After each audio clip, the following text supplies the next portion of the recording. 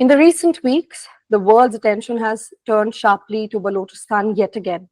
The vast and resource rich province in southwest Pakistan that has been occupied by Pakistan so far, following a bold declaration of independence by one of the Balochistan leaders, namely Mir Yar Baloch and his peers.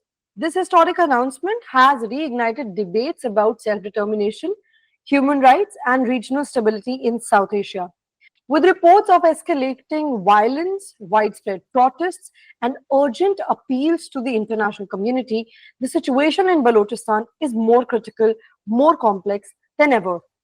To help us understand the roots of this conflict, the aspirations of Baloch people, and if at all Balochistan is now free, we are joined by Mr. Qambar Malik Baloch. Mr. Baloch is General Secretary of Baloch Advocacy and Studies Center and a prominent activist who has dedicated his life to advocating for the rights and freedoms of Baloch people. Forced into exile due to his activism, he has become a leading voice in the international stage, tirelessly documenting the abuses and calling for global attention to Balochistan's plight. Hello, sir. Today we'll be talking about this and more. I welcome you to On Record with TAC. Thank you very much, Gunjan, for having me. I would like to begin with asking a very basic question that can you describe the current situation in Balochistan that led to this declaration that we are talking about of so-called independence, and is this declaration actually going to hold ground? Right. So to begin with, Gunjan, actually the Baloch national struggle for the right to self-determination has its roots in the historical and contemporary factors. And the Baloch people, ever since the forcible invasion of Pakistan, of Balochistan, have been calling for their right to self-determination. And they have manifested their demands through different fronts, be it the human rights movements, the political movements, or the armed resistance. And they have, since the beginning, been calling for international intervention and recognition of their struggle for the right to self-determination. Whereas coming to the a tweet that has gone viral on Twitter by someone, the gentleman that you named, announced the independence of Balochistan. I think, I don't know what are the intentions behind those announcements, but there are genuine, physical, credible political parties and personalities representing the aspirations of the Baloch people in Balochistan and outside Balochistan. And we have not seen any endorsement of that announcement from those political parties. I mean, when we talk about the Baloch national struggle, we all believe it's just because there are so many sufferings of the people involved in this struggle. And we hope to see our struggle as a serious matter. So this gentleman that we are talking about in this announcement in itself had a lot of very systematic things backing it. For example, there was a supposed Baloch, like a Baloch flag that was presented, that this could be what the Balochistan's flag could look like, and there was people who named themselves as certain authoritative figures, and there were a lot of commoners as well, a lot of Baloch people that were standing along with these people. So does this hurt the actual work that is going on towards liberating Balochistan from Pakistan?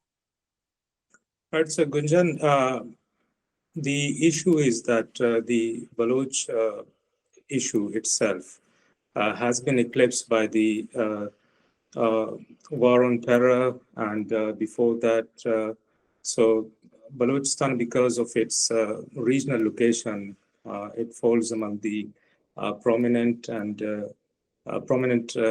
neighbors who always are in the limelight of the international politics or the regional politics.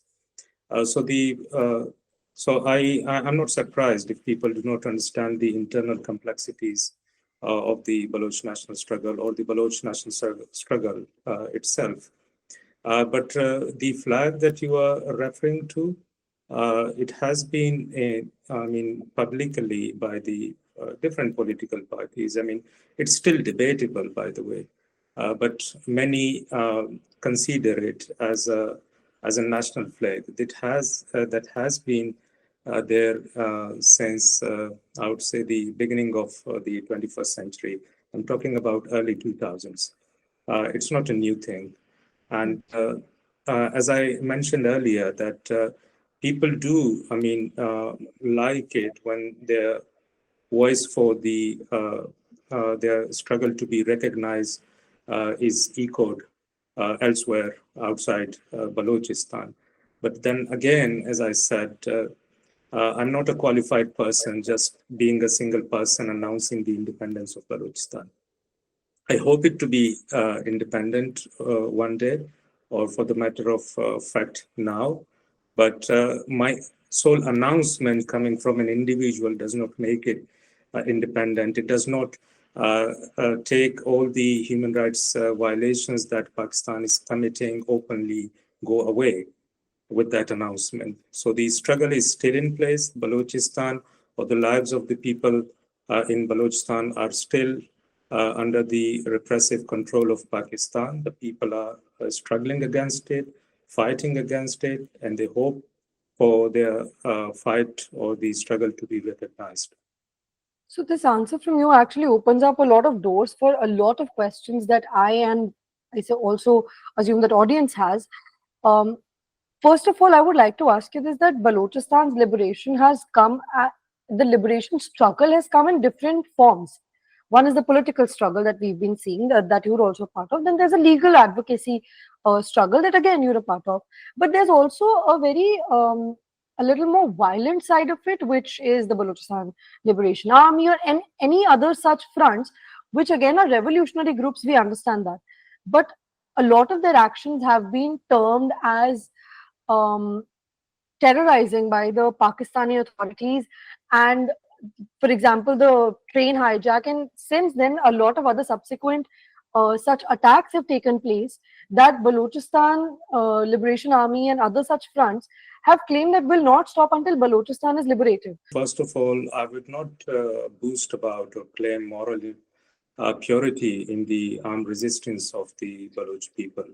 But I would rather like to invite you to the historical factors that gave birth to the armed resistance in Balochistan. And I'm not talking about theories, but I'm talking about real circumstances. So the Baloch believe their armed resistance to be legitimate, although, as you said, Pakistan or the other friends of Pakistan, I would say, in the international arena, would back Pakistan's claim of terming the Baloch armed resistance as terrorism. But we see it otherwise. We see them as freedom fighters. And well, coming to the question of it, the armed resistance is not a choice, although it has become a political necessity, because it aims to overthrow or eliminate a larger evil that has threatened the lives of not only the Baloch people, but the millions of people in the neighborhood. And who else other than India can know about the impact of the religious extremism or terrorism? So, as I said, if we look at the historical factors, first of all, uh, Balochistan, the Baloch people, in their own, I mean, in a weak form, but they still, during the as the British withdrawal from the region was unfolding, the Baloch had a parliamentary system where they opposed joining Pakistan on religious grounds, first. And secondly, they were in treaty agreements with the British India and also the Pakistan that was being represented by Muhammad Ali Jinnah, who then was claimed as the founder of Pakistan. So on the 11th of August 1947, Pakistan uh, recognized actually Balochistan as an independent and sovereign state. But then just a few months afterwards, in 1948, Pakistan violated the territorial integrity of Balochistan by forcibly invading it. It manipulated the exploited the internal vulnerability of the Baloch by bribing the rulers of Haran and Makran to accede to Pakistan. But the people's representation in the parliament refused to join Pakistan. Now, but since they were very weak, and unfortunately at that time, none of the Baloch neighbors, including India, Afghanistan, or Iran, sided with the Baloch. And they kept quiet on the matter, even the British backed Pakistan. So, finding themselves in a very weak position, the Baloch, although were not happy with the situation, but then they started to think about coexistence with Pakistan in the post invasion period. But then they were exposed to a new colonial system that excluded them from all the benefits that a state would bring to them. Say, even the foundation of Pakistan are debatable. It was not founded as a country for the welfare of the people, but to protect the colonial interests in the region. So they were exposed to a system where the ruling majority group, which are the Punjabis in Pakistan, they form the backbone of all the system that runs and controls Pakistan. So they disregarded the economic, cultural, and political existence and development of the Baloch people. So the Baloch people do not have a say in the politics. Even the media does not give coverage to their genuine plight, and the judiciary is seriously compromised. And to see that one of the guarantees that a state provides to its citizen is the constitution itself.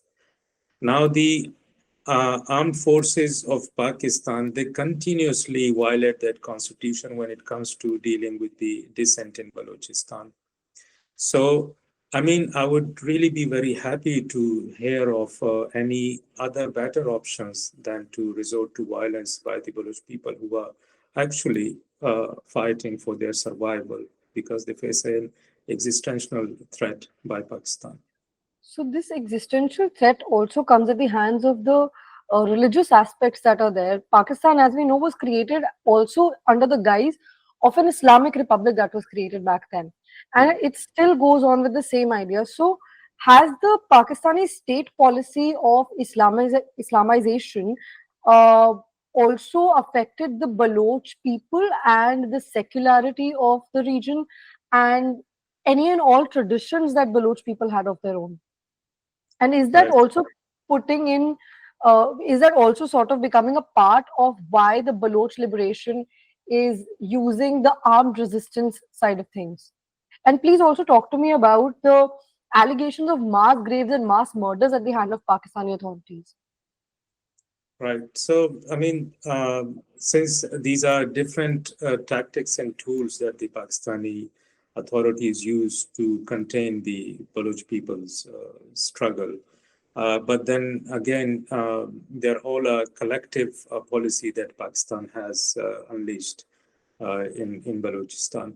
So, first of all, to talk about the religious aspect of it, since Pakistan in itself was founded uh, as an Islamic state.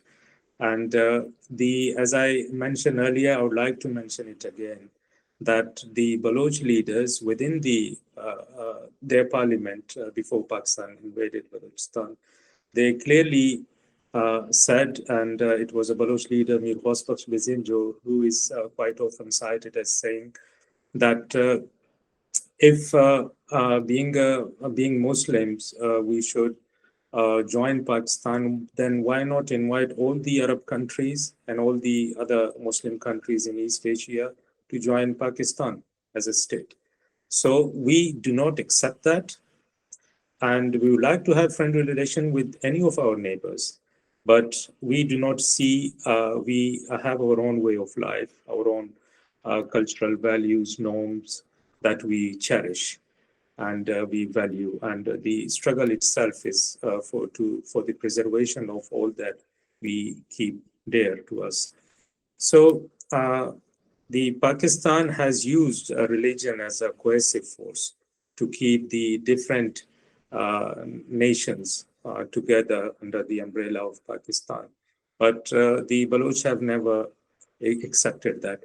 So Pakistan, in order to pacify the Baloch struggle, has used religion in various ways. So I was writing an article in 2018, and when I was researching about the issue itself, that how it has impacted the Baloch society, that calls itself to be, you may not say that we fall under the category of secularism in its entirety, but we are in the region way more tolerant than many of the other people when it comes to religion.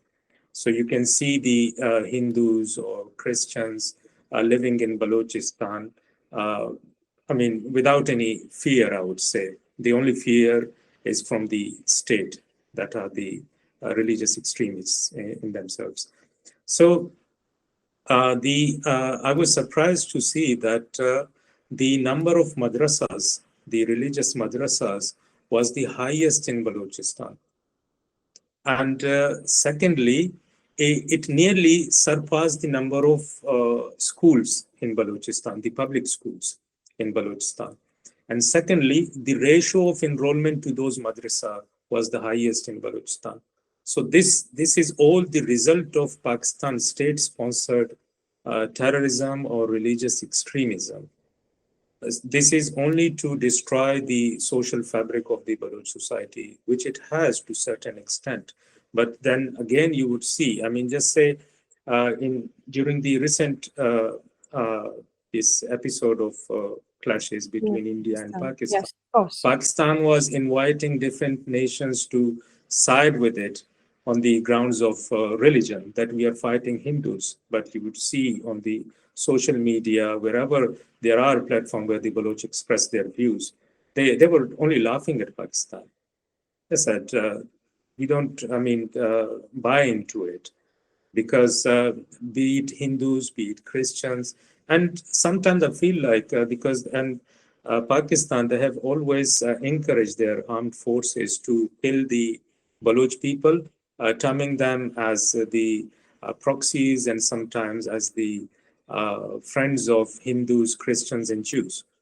And sometimes I feel proud for that, because they portray us somehow as very tolerant people. So this is one aspect of that. And then as these UN designated terrorists like Hafiz Saeed, I mean, they were holding public rallies and gatherings in Balochistan. And they boasted about pacifying the Baloch struggle if the Pakistani authorities allow them to. So you see, we are fighting at different fronts. So we are fighting the evil that has threatened the lives and safeties of all of our neighbors. So this should be a ground where the Baloch people's struggle should be supported. Secondly, as you talked about the mass graves, then this should not be looked as an isolated incident, but this is as a process of, these are happening in the process of the decolonization.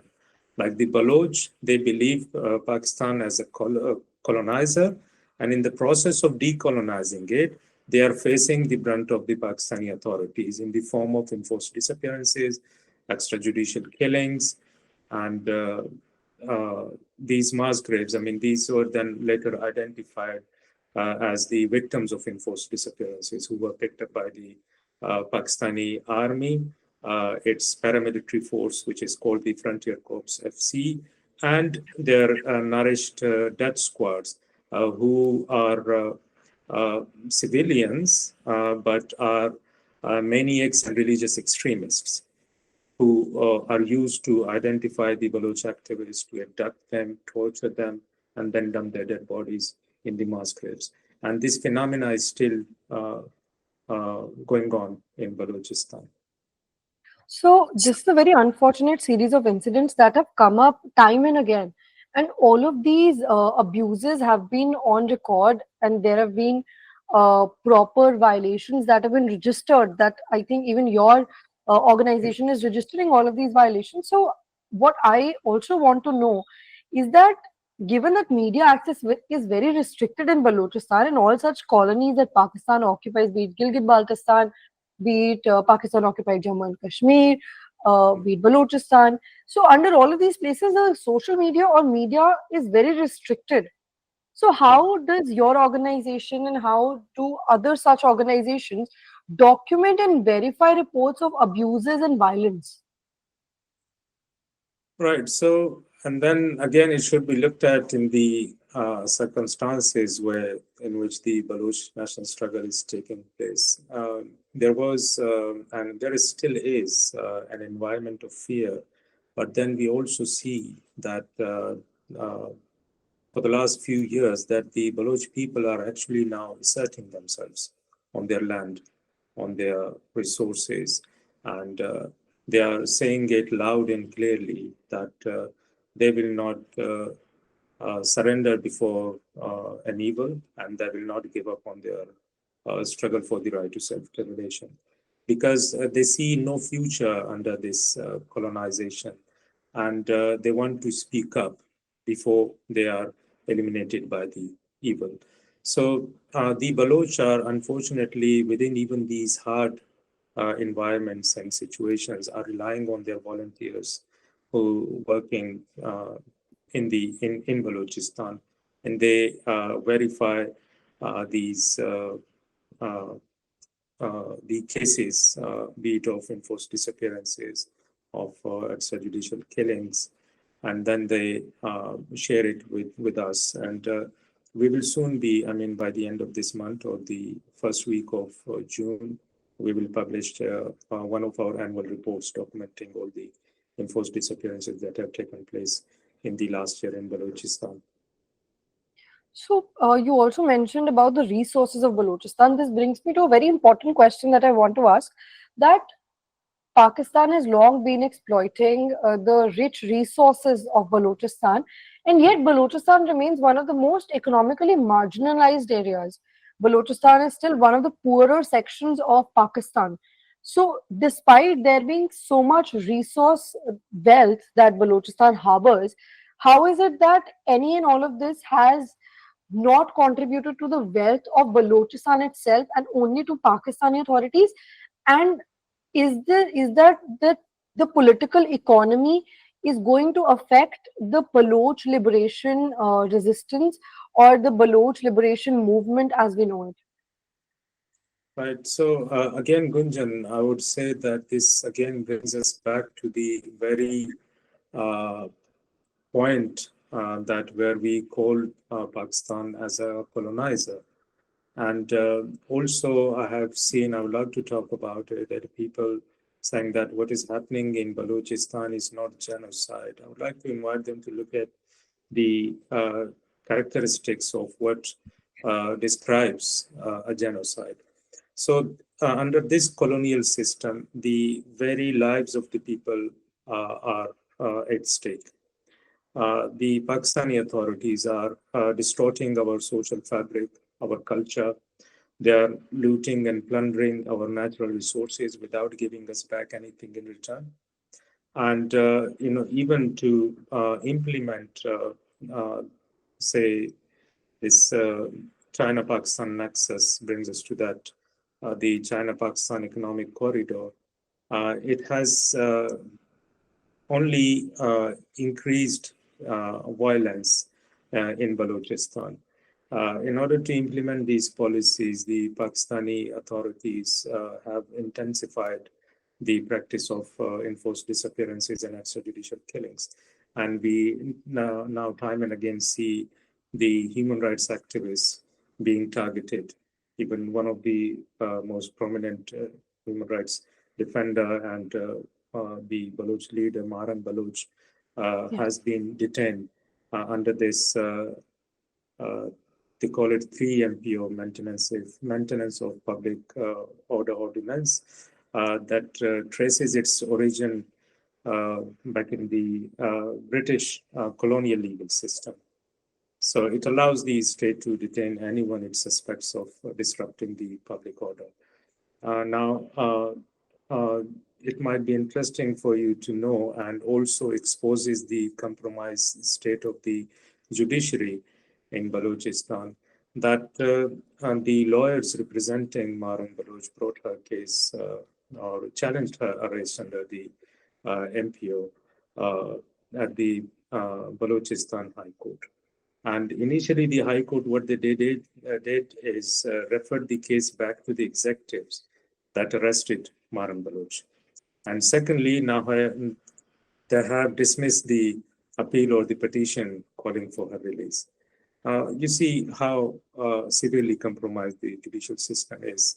And so the people have no other option than to look outside Balochistan, calling for international intervention, support of their diplomatic activities by their neighbors. And so, yes, this uh, Pakistan as it shows its exploitive actions and practices in Balochistan. Um, because whatever they plan, whatever they execute, is without taking into consideration the interests of the Baloch people.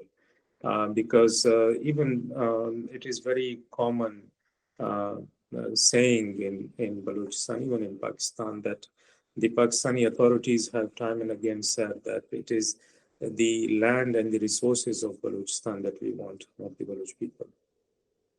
So, talking about CPEC also, CPEC as we know it has also forced a lot of displacement in Balochistan, and because it is also China is also trying to occupy parts of Pakistan through Pakistan itself, which includes the Baloch resource-rich regions. So, there is another neighbor in the mix here, that is India. So, the relationships with Pakistan and India are becoming sour over some time, and especially given the conflict, the almost war that we had, has Baloch resistance movement or has the Baloch idea uh, ever looked at India for support, and has it gotten that support? Right, so we see Pakistan and China as partner in the exploitation of the natural resources of Balochistan, and with that, compromising the lives and safety of the Baloch people, and also the environment altogether.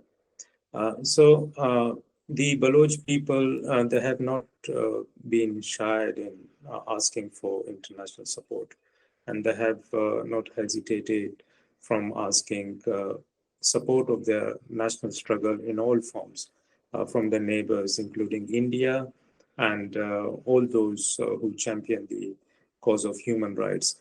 And besides that, I would say, I mean, uh, we don't actually, I mean, I understand that things in the international arena worked on the politico-economic interests on that basis, not simply merely on human rights. People will come and help you out. But then there are certain strategic interests that are linked, which you cannot untie. So why not support the Baloch in a way? Because it is a common enemy that the entire region faces. So when we talk about the religious extremists and their sanctuaries in Pakistan, it clearly shows that the Pakistan deep state is the provider, I mean, those who are mushrooming these religious extremists. And these terrorists, time and again, quite recently, what they did in Kashmir, in India, and they have done this in the past in India. They have attacked civilians, and so the Baloch are not only facing these religious extremists, but they're masters for the last many decades. And this brings us to this very point that why not support the Baloch people to fight the same evil that has threatened the peace, safety, and the future of um, millions, hundreds of millions of people in the region. So, what is it that Balochistan and such resistance movements are looking at the international community for, or other international interventions for? What are those things that Balochistan needs from the international community that would actually allow Balochistan to get somewhere like a little forward in its fight against Pakistan and its oppression? Right. So I will begin with the different things that I would like to uh, have support from the international community towards.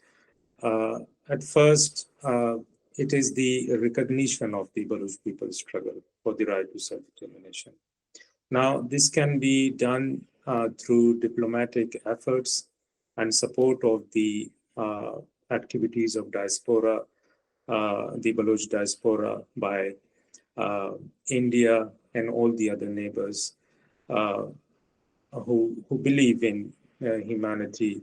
And secondly, because we have been targeted and our peace being disrupted by the same uh, evil force. And within that, I would say I would not like to overlook the armed resistance of the Baloch people, as we were talking about that different certain countries, including the United Kingdom and US, have declared the Balochistan groups as terrorists.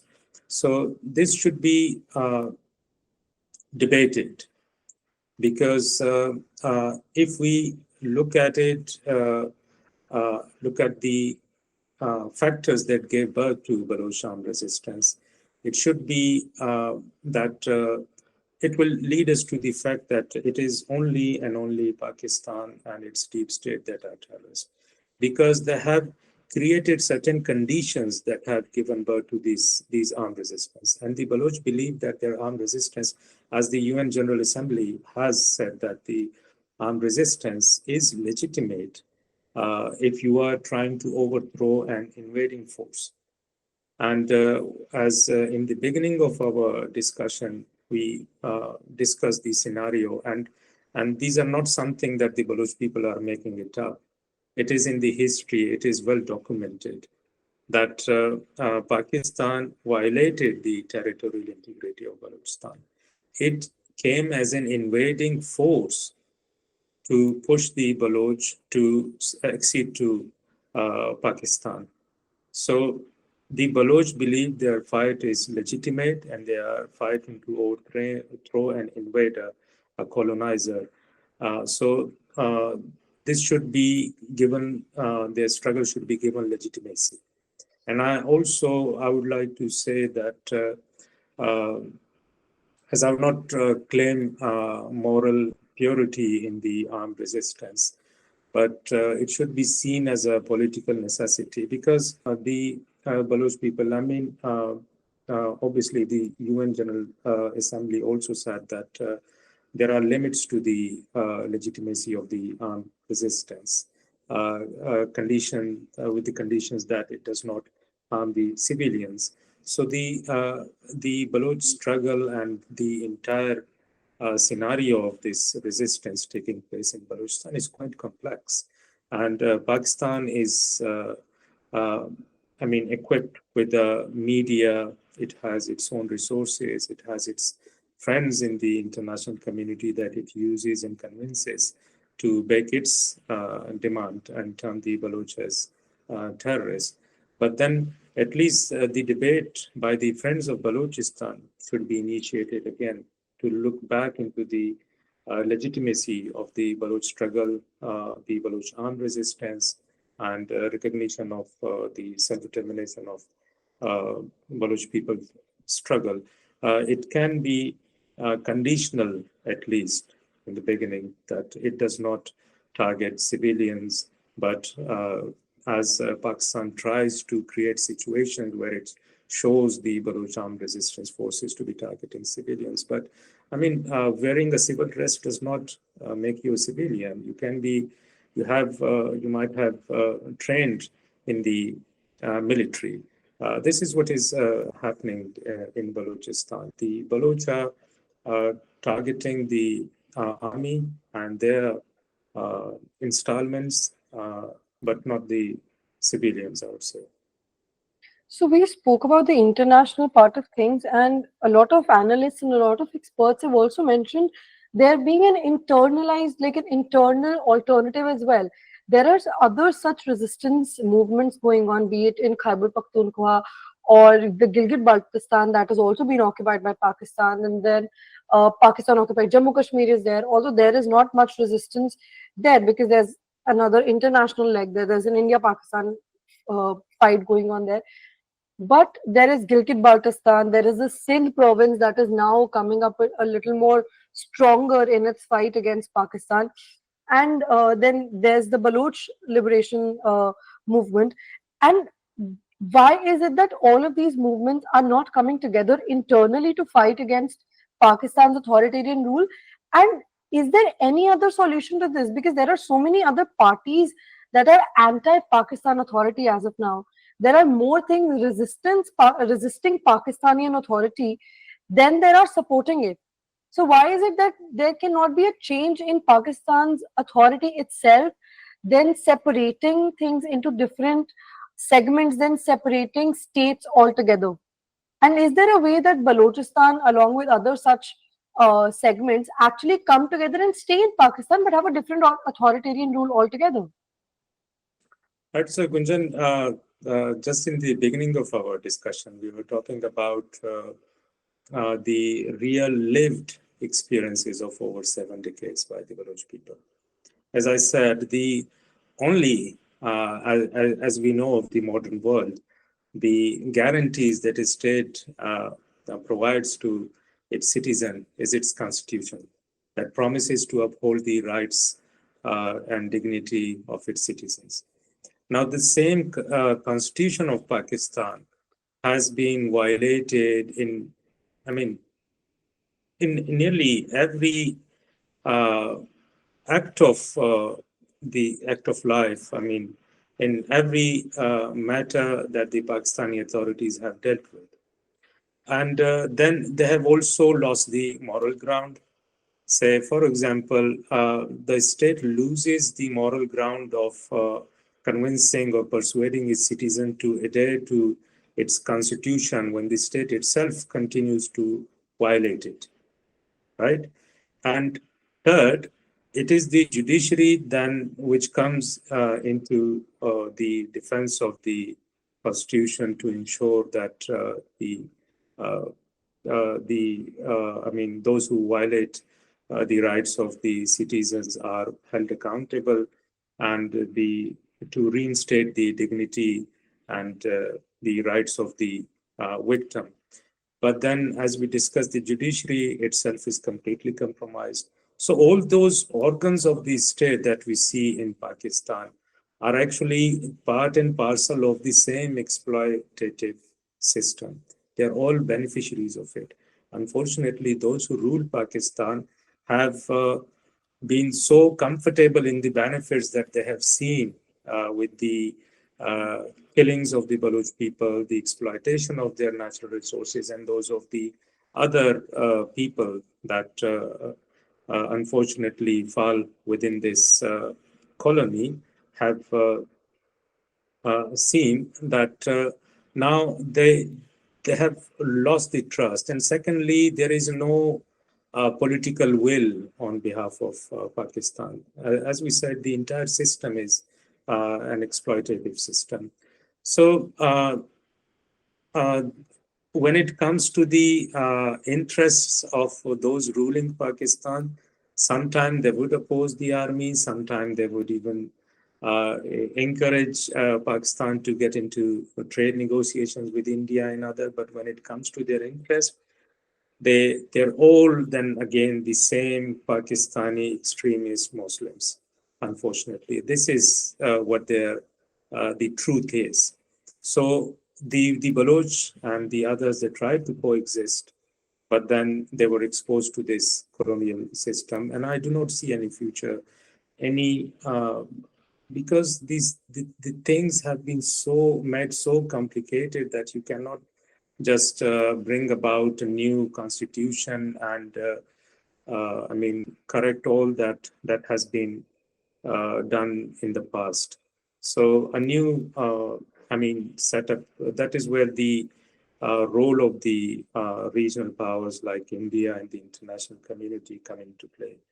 And as you were saying in the beginning, and I would agree that it is time that all the oppressed people there, they should think about finding the common grounds where they can work together to overthrow this evil. Yeah. So this brings me to my conclusive question that I have from you. That what is the way forward, and how far stretched is the Baloch liberation movement going to be, and how much longer before an actual announcement of independence is made, and what does the movement look like going forward?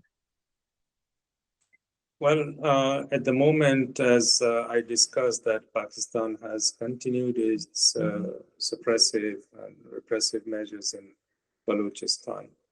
They have put behind bars those leading the human rights movement in Balochistan, and they are, I mean, targeting different youth, the intelligentsia, or the strata of the Baloch society. Now, the Baloch people, I mean, they have uh, asserted, as I said, their their claim on their land and their struggle. They are not going to give up. And I do not see Pakistan stopping its atrocities in Balochistan without the intervention of those who are more powerful than Pakistan. And it is up to them, as I said, I would request our neighbors, our and the international community to make way for the recognition of the Baloch people's struggle through their making their diplomatic channels available to the Baloch people and to do all those efforts that are necessary to give recognition to our struggle. This is where I see because uh, these, I mean, the Baloch, they will not be a threat to the regional and international security. Rather, they have all that is uh, they have to survive and even to support and provide for their neighbors. So the world should now look at Pakistan as a failed project and try to, I mean, rethink their approach and policies in the region by allowing the oppressed people like the Baloch that have really, I mean, faced, I would say, immeasurable and unspeakable losses and abuses. It is time to appreciate their struggle fighting the evil that has disrupted the peace of the entire region. Well, this brings us to the end of our conversation today, which was very insightful and gave us a lot more information than there is in public domain. And like it is said that every big empire comes to an end, and every big empire that has oppressed comes to a bigger end. So it is only about time. The question is not if, the question is when will Pakistan actually step away from Balochistan, let them have their own land, their own space, and their own people's liberties. And we certainly hope that it is sooner than later, sir. And I am Gunjan Handa, and for more such interactions with experts on topics that concern you and the world around you, Stay with the Asian Chronicles.